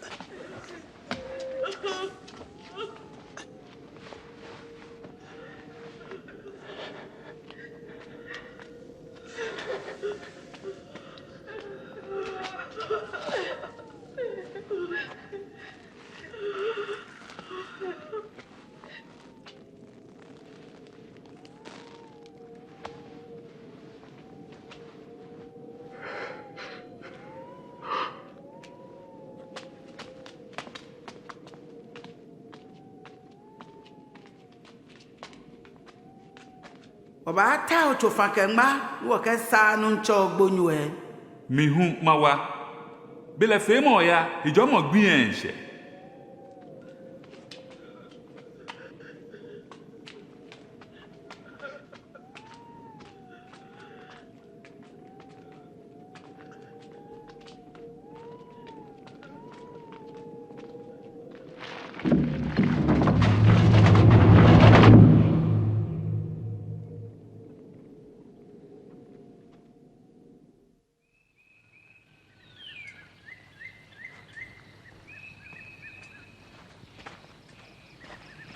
Hogba lebi mangpa ame bagunu bue na ke chufa kengba ni ame sa ame towe. Ame na ake akoklote ke je bulena. Ni beni ame bote mrie. Ame na nuncho Yesu bonyue.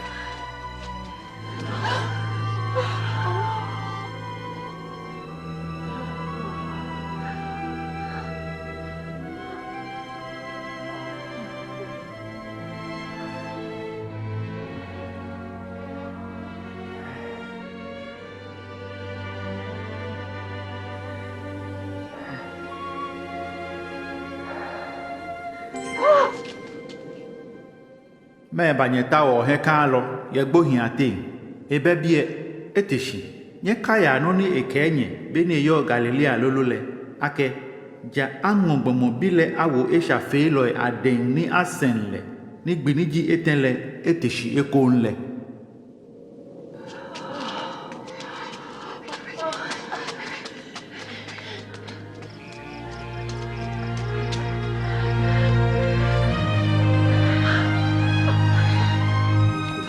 Wotwe akoklote wopotemri senu chogbonyue bejen nu chogbonyue bejen ye nyoko me baje amehechi chonwo bafo eni mi pe tamohunu ni ameke wake me ba nyi tawo he kan lo ye gbohin ate anokwale ni ya wonye ya Yehia wonye ya. Wana ame, nye dinche nye akwa, bonyo buye na aka, shwa nuncho bemri. Petro, nyehia wonye ya.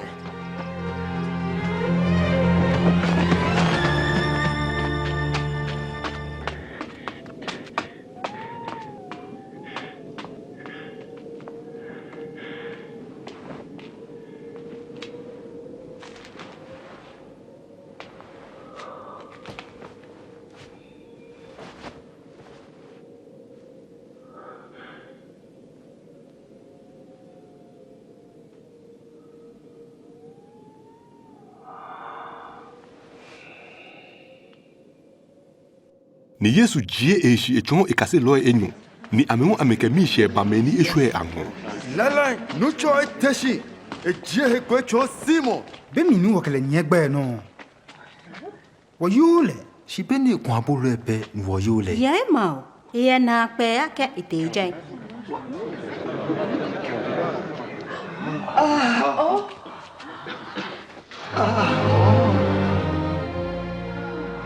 Hechole anye.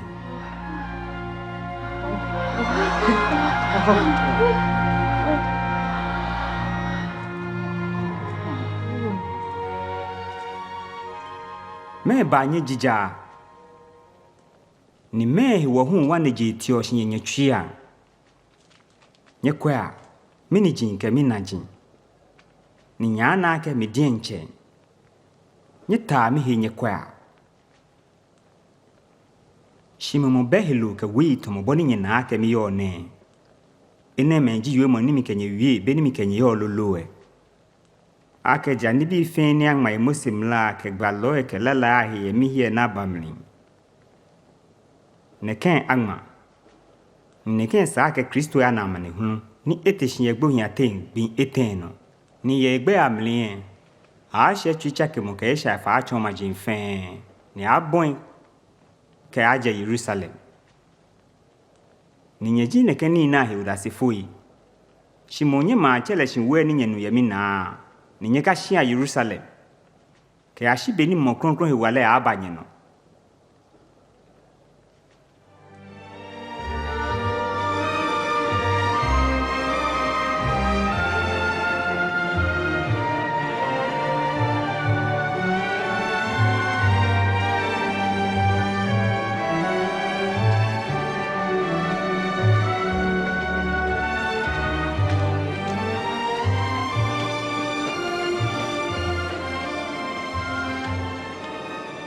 nuncho le ajo nye ni etonye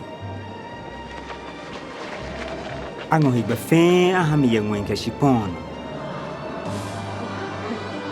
ne wo ye ya hifia he nya fia je mandi fe mi kasiloi ye baptiste ame ni wa ni mo chele ke bile ke mo kronkron gbe ame ni chon ame ni ame ye ni fia ni mi chon nye no ni na mi kenye da ke ashije na gbe amen.